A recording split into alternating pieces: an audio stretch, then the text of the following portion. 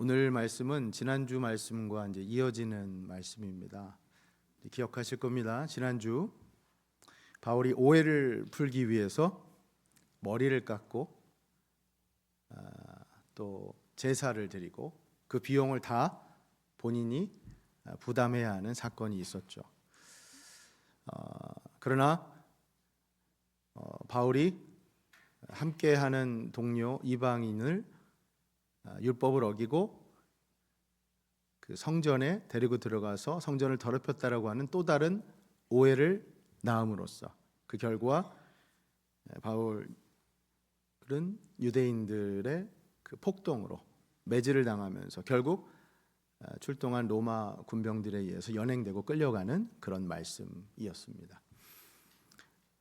그래서 오늘 말씀은 바울 자신이 직접 오해를 풀기 위해서 군중들 앞에서 연설하는 그런 이야기입니다. 일종의 자기 변명, 자기 변호의 설교인 셈이죠. 근데 이 연설, 이 설교가 은혜가 되는 것은 제 개인적으로도 참 이게 큰 은혜가 된 이 포인트는, 왜냐하면 바울은 이 연설을 통해서도, 이 설교를 통해서도 단순한 자기 변명을 넘어서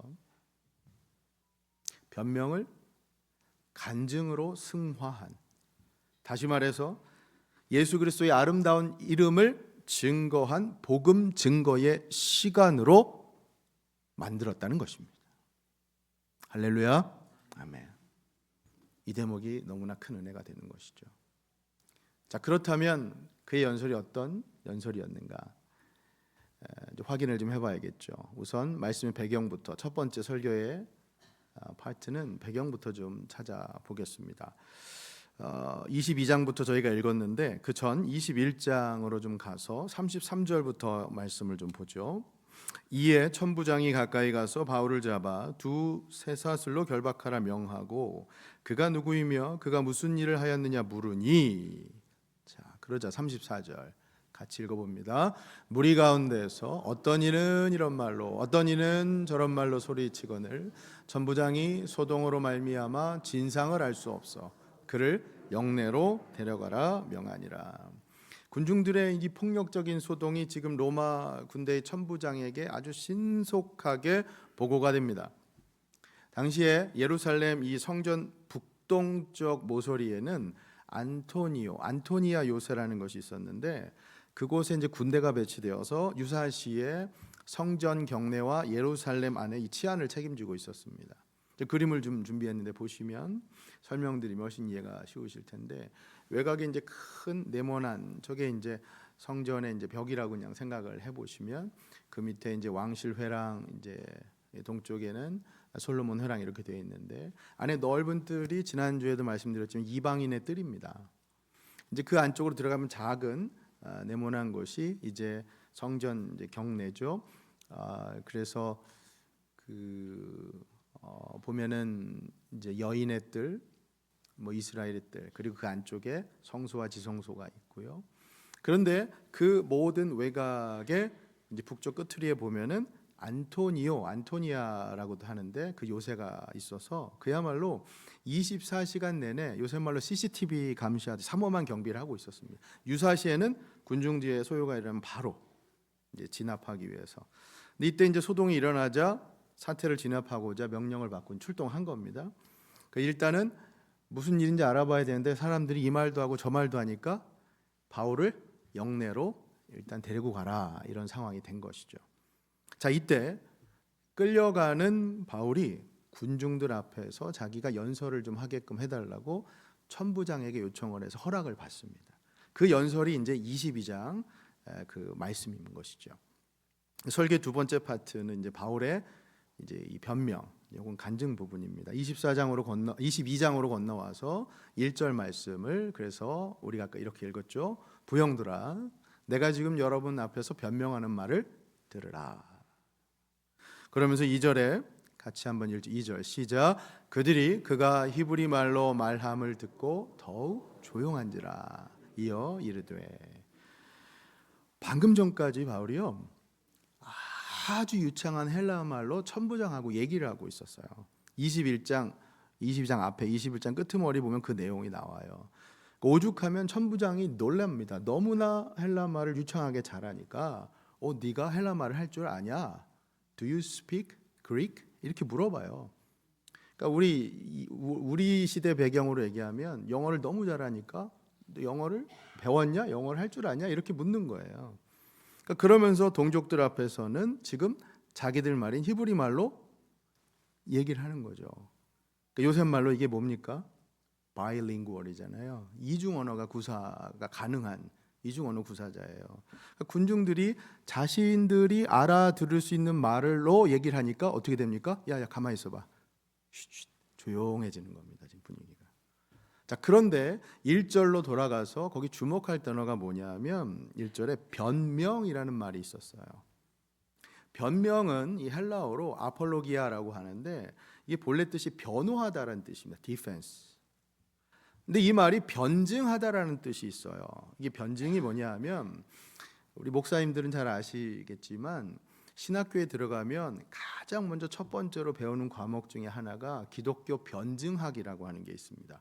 apologetics. 이게 뭐냐면 기독교가 어떤 종교냐 그걸 논리적으로 이성적으로 변증하는 학문이에요.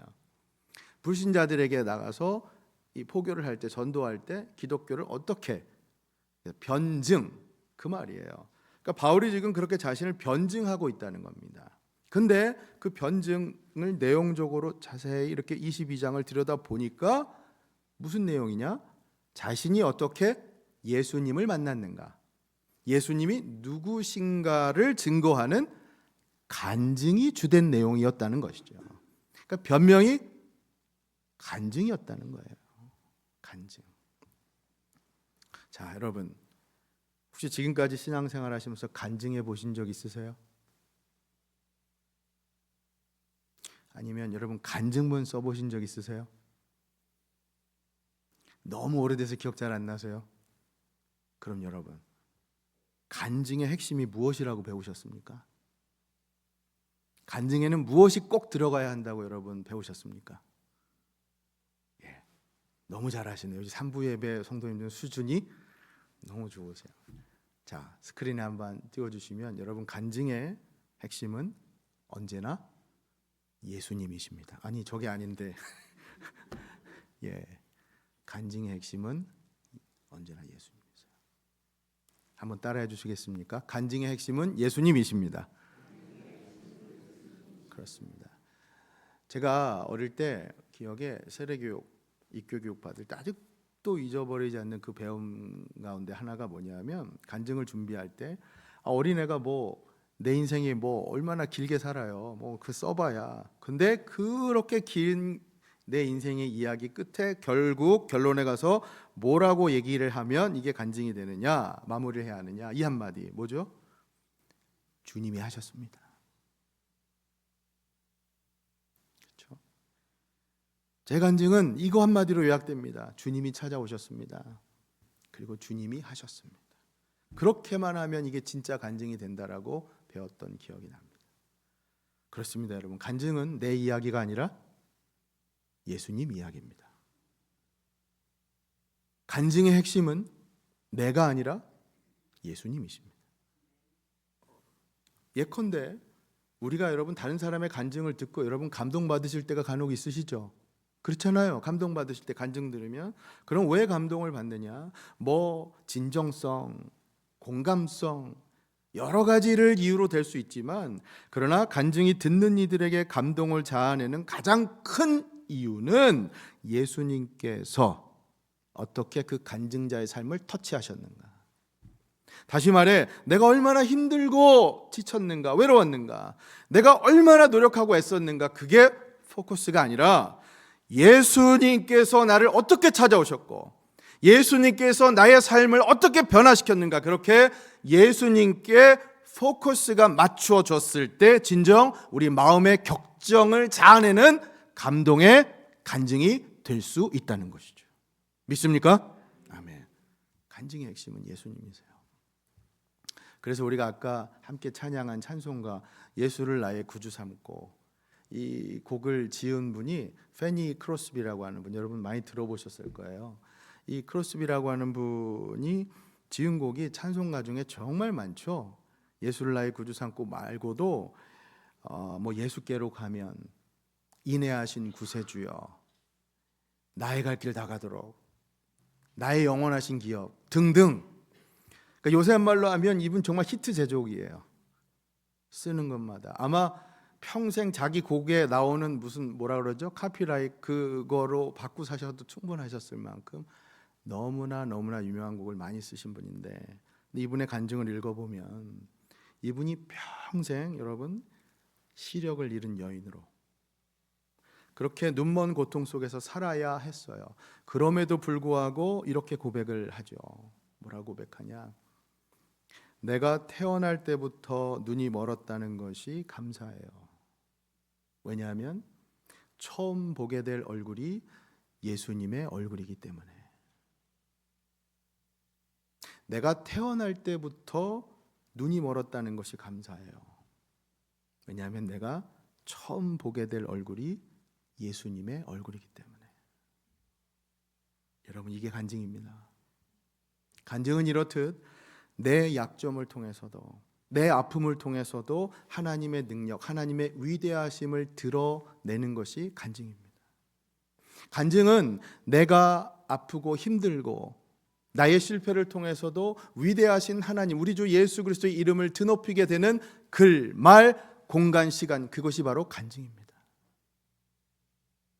제가 그런 점에서 제 개인적으로 좀 생각을 해봤어요. 설교를 준비하는 내내 지금까지 내게 가장 감동적인 간증이 무엇일까 곰곰이 좀 생각을 해봤어요. 정말 많았더라고요. 제가 우리 성도님들 한 분 한 분 이렇게 신방하거나 상담할 때도 간증을 다 해주시지 않습니까? 얼마나 많은 간증을 들었겠어요, 제가 그동안.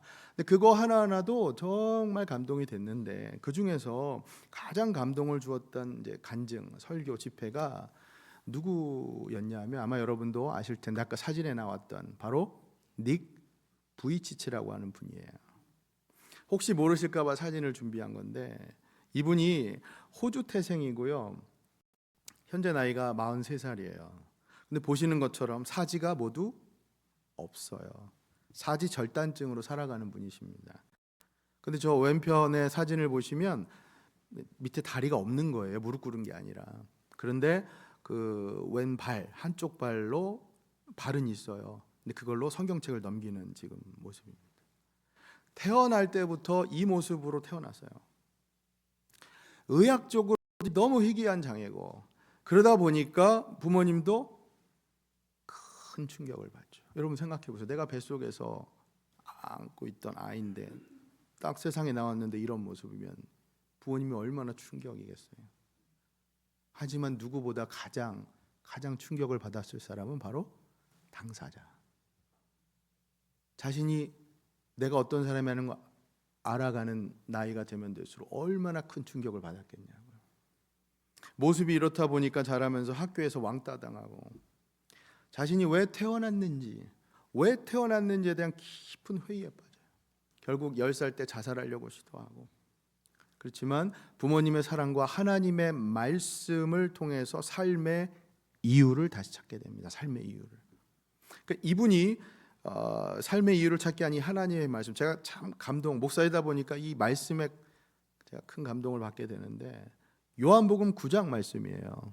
여러분 잘 아시는 말씀인데, 거기 보면 예수님께서부터 태어나면서부터 맹인이 된 한 사람을 고쳐주시면서 가서 연못 가서 씻으라고 하는데, 그 연못이 우리가 잘 아는 실로암입니다. 실로암. 근데 그 과정에서 제자들에게 묻지요. 예수님께서 뭐라고 물으시냐면, 이 사람이 맹인으로 태어나 사는 게 누구의 죄로 인한 것이냐. 왜냐하면 제자들은 실제로 부모의 죄로 인해서 이 사람이 태어날 때 이렇게 맹인이 되었다고 생각했거든요. 실제로 당시 유대 사회의 일반적인 생각은 이게 사회적인 통념이었어요. 이게 벌 받아서 이렇게 됐다는 거죠. 근데 예수님께서 뭐라고 말씀하시느냐? 이 사람이나 부모의 죄가 아니라 그에게서 하나님의 하시는 일을 나타내고자 하심이라. 다시 말해 하나님의 목적을 위해, 하나님의 영광을 위해 우리 인생의 모습, 우리 인생의 장애, 우리 인생의 실패, 우리 인생의 그 모든 것을 하나님께서 사용하실 수 있다라고 말씀하시는 겁니다. 할렐루야. 아멘. 그래서요, 이 닉 부이치치 이분이 간증하기를 예수님의 이 말씀을 통해서 자신의 삶이 이제 하나님의 목적을 위한 도구로 사용될 수 있다는 깨닫고 그 다음부터는 다르게 사시는 거예요. 제가 오늘 청년분들에게서 많이 도전 드렸습니다.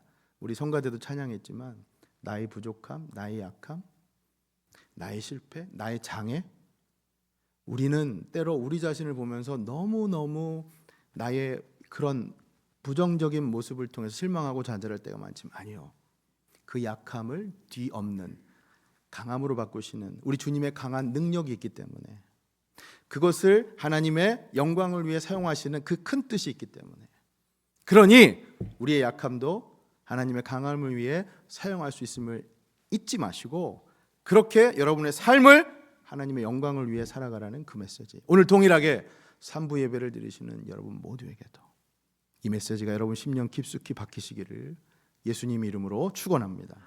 네. 제가 이분의 간증을 듣는데 저한테도 이게 너무 큰 감동으로 다가오는 거예요. 왜냐하면 저 개인적으로도 이 요한복음 9장 말씀은 이전부터 너무나 큰 은혜가 있었던 말씀이었거든요. 왜냐? 저도 제 둘째 아이 때문에요. 태어나면서부터 장애를 갖고 있는 이 둘째 아이 때문에 기도할 때마다 늘 드렸던 질문이 있거든요. 하나님, 이게 누구 제 때문입니까? 저 때문입니까?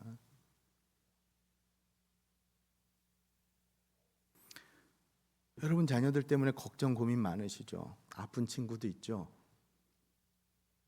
건강한 친구도 있지만 여러분 후손들 때문에 힘든, 이상하게 바른 길로 가지 않고 흔히 말하는 일탈하고 뭐에 중독되고 너무나 힘든 우리 자녀들이 있죠. 그게 누구의 잘못입니까? 누구의 죄 때문입니까? 우리의 아픔과 우리의 고통과 우리의 장애, 우리의 실패마저도 하나님께서는 당신의 영광을 위해서 사용하신다. 예수님 말씀하시잖아요. 누구의 잘못이 아니라 이 모든 것이 무엇을 위해서? 하나님의 영광을 위해서. 하나님 하시는 일을 나타내기 위한 하나님의 계획 안에서. 그렇습니다, 여러분. 기억하십시오.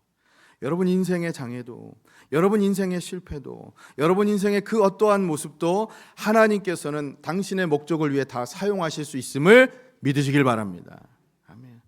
더 중요한 포인트, 간증의 관점에서 보면 간증은 이렇듯 내 약점을 통해서도 하나님의 위대하신 능력을 드러내는, 간증의 핵심은 내가 아니라 바로 예수님이시라고 하는 것을 우리가 기억해야 할 필요가 있다는 것이죠. 바라기는 부디 우리 사랑하는 여러분, 저는 여러분들의 삶도 어떤 모습일지라도 그것이 비록 약한 모습, 부족한 모습으로 비춰지는 삶일지라도 다른 이들에게 간증이 되는 삶 되시기를, 다시 말해 여러분의 삶을 통해서 간증의 핵심이 되시는 예수 그리스도 그 이름을 온전히 증거하고 전하는 삶 살아가실 수 있기를 예수님 이름으로 간절히 축원합니다. 아멘. 간증에 대한 것을 우리가 잠깐 나눴어요. 자, 그다음 세 번째, 설교의 세 번째 파트는, 자, 그럼 바울의 간증은 어땠느냐? 자, 22장 말씀을 이제 찬찬히 읽어가면서요, 바울의 간증을 내용적으로 정리해 보려고 합니다. 성경 속에서 발견하는 아주 모범적인 간증 샘플 가운데 하나예요. 만약 이제 누군가가 저한테 성경에서 간증, 좋은 간증을 한번 찾아주세요, 찾아봐라 그러면 저는 주저하지 않고 여기 사도행전 22장에 이 사도 바울의 간증을, 신약에서는 이걸 하나 꼽고 구약 가서는 전 다윗의 간증을 꼽습니다. 그러면 일단 이 사도 바울의 간증을 그렇게 꼽는 이유는 내용적으로 아주 딱딱딱 자연스럽게 정리를 하게 되죠. 예수님을 만나기 전, 그리고 예수님을 만난 때, 그리고 예수님을 만난 후. 여러분 간증문 쓸 때 이런 구성에 대해서 많이 들어보셨을 거예요. 아주 이 패턴 그대로 사도 바울이 간증을 하고 있습니다. 자, 첫 번째 간증은 예수님 만나기 전을 이야기합니다. 3절 말씀을 같이 한번 읽어보죠. 시작. 나는 유대인으로 길리기아 다소에서 났고 이 성에서 자라 가말리엘의 문화에서 우리 조상들의 율법에 엄한 교훈을 받았고 오늘 너희 모든 사람처럼 하나님께 대하여 열심히 있는 자라. 아멘. 여러분, 여기 바울이 강조하려고 하는 그 핵심 포인트가 뭐냐면 나도 구원받기 전에는, 예수 믿기 전에는 너희들하고 똑같았다는. 첫 번째, 나는 유대인이라고 시작하잖아요. 나도 너희들하고 똑같다는 거예요. 내가 비록 다소라는 외국 땅에서 태어났지만 나도 유대인 혈통으로 태어난 유대인이다. 그걸 첫머리에 강조하잖아요. 바울은 흔히 말하는 유대인 디아스포라였어요.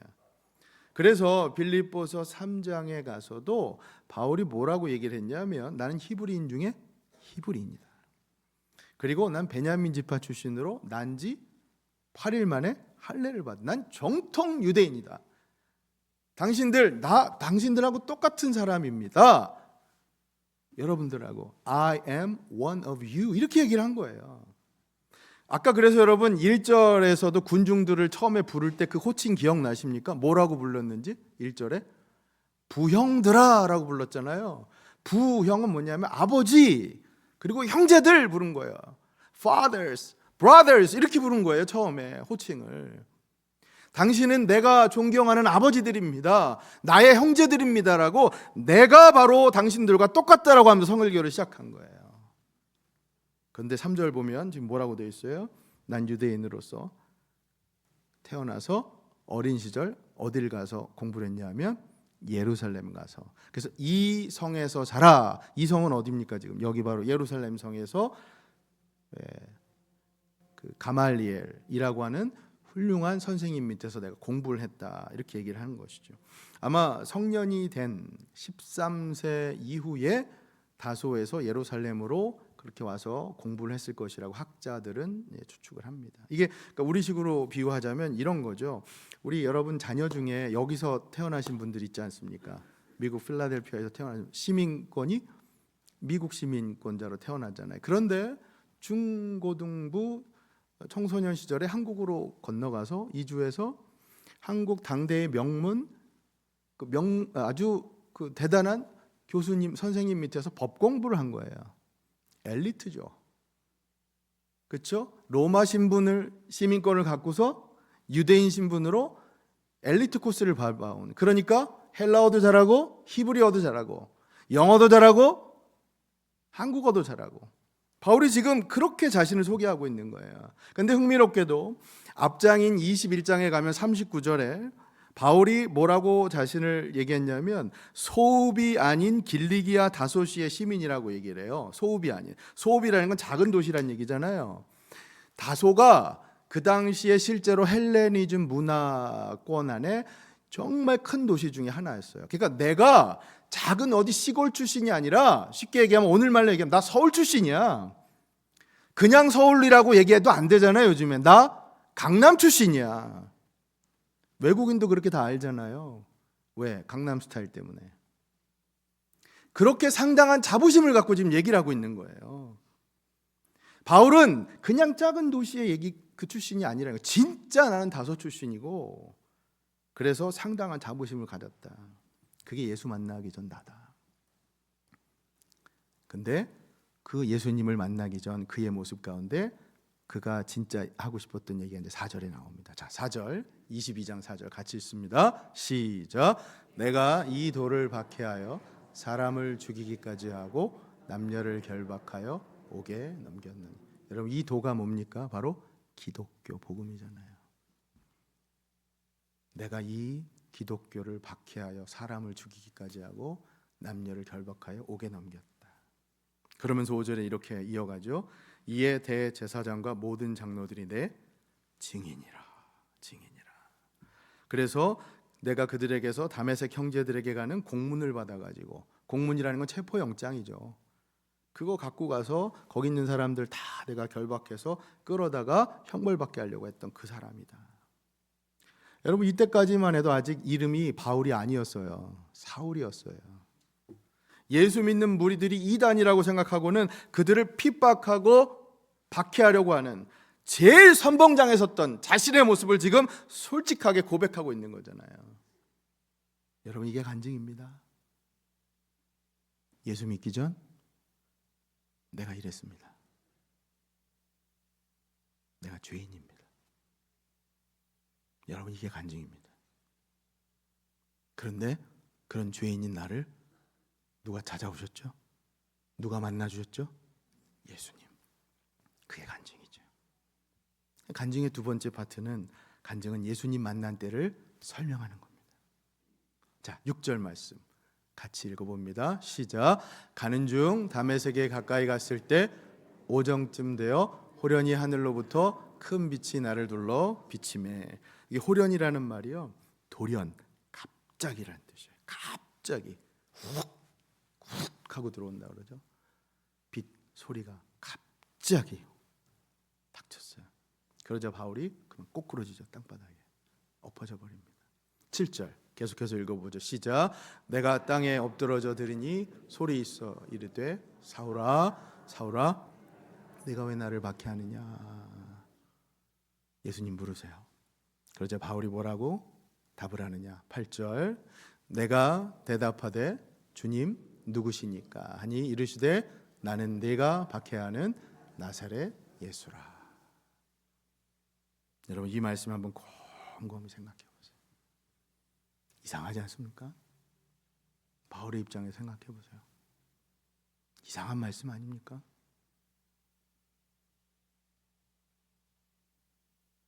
자기가 지금 주님을 박해한다고 얘기하고 있잖아요. 바울의 입장에서 이거 얼마나 이상한 말입니까? 나는 평생 정말 열심히 하나님을 믿으며 살아왔던 사람인데, 그래서 지금도 하나님을 믿으면서 저 이단의 무리를 척결하기 위해서 가는데, 지금 하늘에서는 네가 나를 박해한다고 얘기를 하고 있잖아요. 이상한 얘기 아니에요? 이 신비한 존재가 분명 있다, 전능하신 존재가 있다. 그러니까 바로 뭐라고 얘기를 합니까? 주님이라고 얘기하잖아요. 주님 누구십니까? 그러자 곧바로 들리는 음성이 뭡니까? 나는 내가 박해하는 나사렛 예수다. 하늘이 무너지고 땅이 꺼지는 청천벽력과 같은. 왜? 바울은 지금까지 자신이 믿었던 하나님, 그것과는 전혀 다른 진짜 하나님, 예수님이 하나님이시라는 그 사실을 깨닫기 때문입니다. 할렐루야. 여러분, 이게 간증입니다. 간증은 예수님이 나를 찾아오신 것뿐만 아니라 예수님이 하나님 되심을 깨닫는 그것이 바로 간증입니다. 그러니 여러분, 예수님을 믿는 여러분과 저의 입장에서 예수님께서 하나님 되심을 믿는다고 생각한다면 이제 우리는 다른 사람들에게 간증할 수 있는 것이죠. 왜? 우리는 하나님 되신 예수님을 만났기 때문에. 믿습니까? 아멘. 자, 그 다음 세 번째 간증은 이제 예수님 만난 후 삶의 변화, 그것까지 설명하게 됩니다. 10절을 보십시오. 10절 같이 읽습니다. 시작. 내가 이르되 주님 무엇을 하리이까? 주께서 이르시되 일어나 다메섹으로 들어가라. 내가 해야 할 모든 것을 거기서 누가 이르리라 하시거늘. 바울이 물어요. 주님 무엇을 하리까?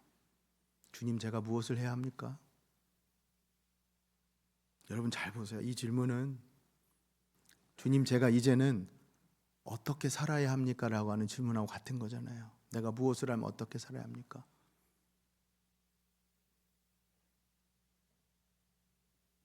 여러분, 예수님을 만난 후 우리가 진짜 진지하게 주님 앞에, 예수님 앞에 올려드려야 할 질문이 바로 이 질문이잖아요. 주님 제가 이제 어떻게 살아야 합니까? 나의 삶이 어떻게 변해야 합니까? 흔한 말로 예수님을 만난 후에도 아무것도 변하지 않았다면 그게 진짜 예수님을 만난 걸까요? 예수님을 만난 후에도 말은 그렇게 하는데 예전처럼 다른 사람을 욕하고 시기하고 비방하고 없는 말 지어내고 오히려 더 세상 사람들보다도 더 못하게 악의적으로 굴고, 예수님을 만났다고 하는데도 사기치고 도둑질하고 강도질하고, 예수님을 만났다고 하는데도 삶의 변화가 없다. 진짜 예수님 만난 겁니까?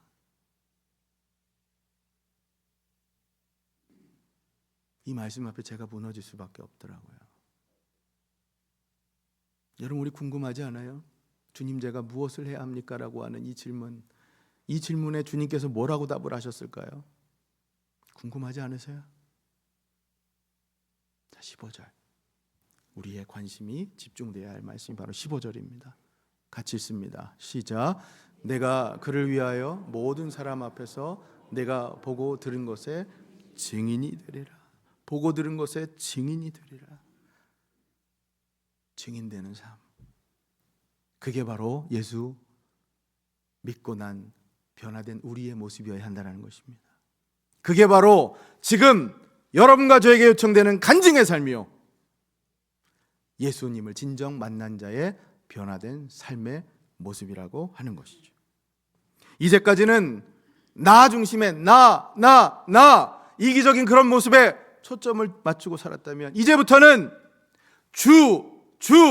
주님을 위해서, 주님의 나라를 위해서 주님께 포커스를 맞추고 살아가는 것이 진정 간증의 삶이라고 하는 것, 여러분 그것을 굳게 믿으시길 바랍니다. 아멘. 여러분 많이 들어보셨죠? 예수님을 만나면요 변할 수밖에 없어요. 왜? 우리 가만두지 않아요. 예수님 성령님을 통해서 계속 우리를 변화시킨단 말이에요. 그런 광고 있잖아요.